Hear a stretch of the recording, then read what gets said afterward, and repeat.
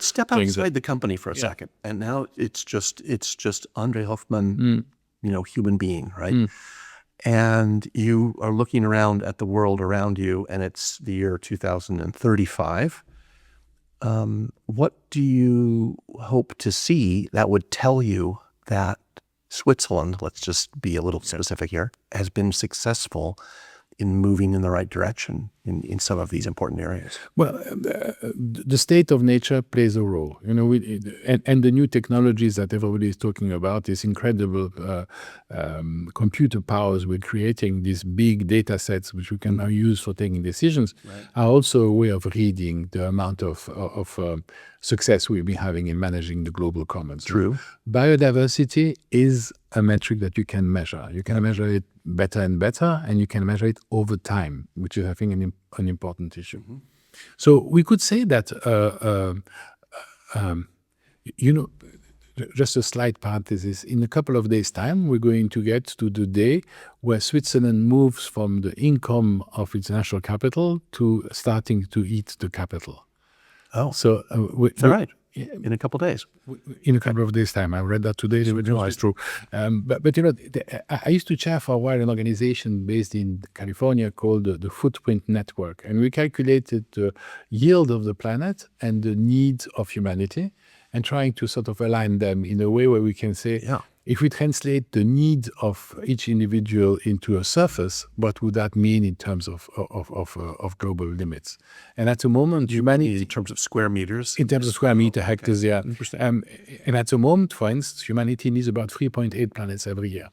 So 3.8 planets?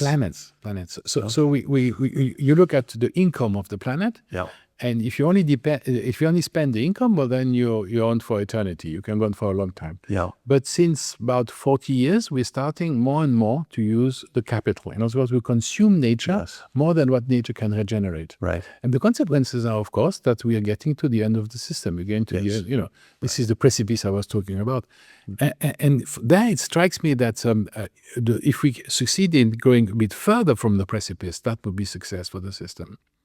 A company that succeeds in making a profitable business out of regeneration is helping humanity. Okay. Is there an example of a company that you would call out as... Of course. Roche. I'm sorry, I even didn't come up with that myself. No, but there are a number of people. I mean, it depends on the business model, of course. But if you want to have sustainability, you need to earn more than you spend. So we come back to this idea of profitability before, but we need to define it differently. Hence, a different accounting system. Hence, the interdependency on the free capitals. Yeah. I mean, the trouble is, I think the mentality almost everywhere in the world is a deficit spending, right? And we're selling the family silverware almost everywhere to pay for the things we want to consume today. And there's a limit to that, obviously. And at the moment, and if you talk about Switzerland in particular, we're able to externalize the majority of the costs by compensating for the value creation, the need of natural resources. So it's the developing world or the least developed economies who bring us what we need at the cost to them. Yeah. Let me ask you one final question.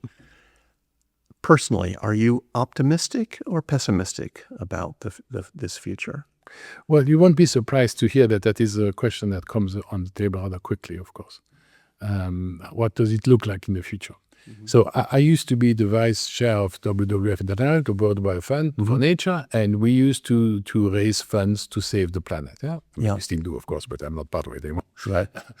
So we raise funds by to put into nature conservation. Conservation being the same as a museum. You take something beautiful, you put it aside, and so you protect against people rather than protecting for and with people, which is really what we are talking about in that book. Okay, and the idea that we are taking not conscious, but that we are more and more internalizing the reality that we need to protect the planet that carries us, because otherwise the human journey on the planet is getting shorter.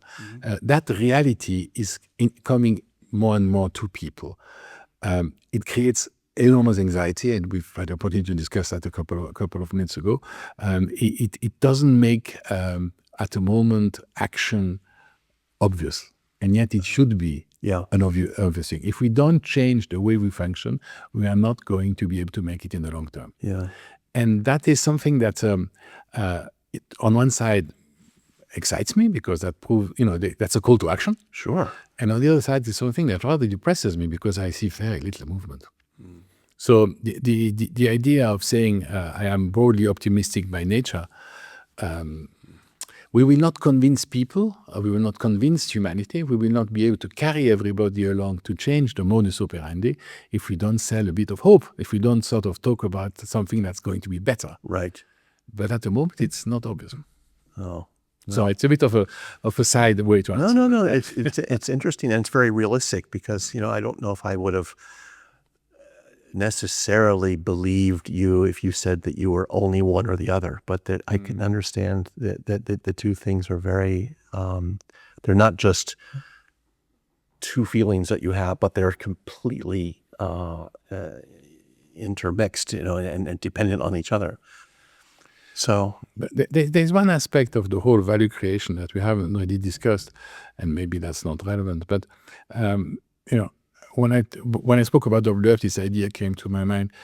For a lot of people in the economic system, it's okay to make money as long as you give something back. Oh. This notion of giving back, which is a very American notion, by the way.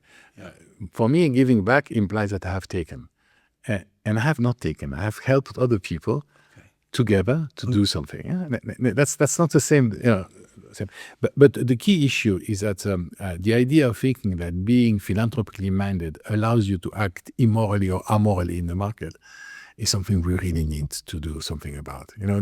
When you talk to business people and you say, "But your model destroys nature," oh, it's okay because I pay for the local school. Not good enough. We need to really put everything into what we do. It's not how you spend the money that matters, it's how you make it.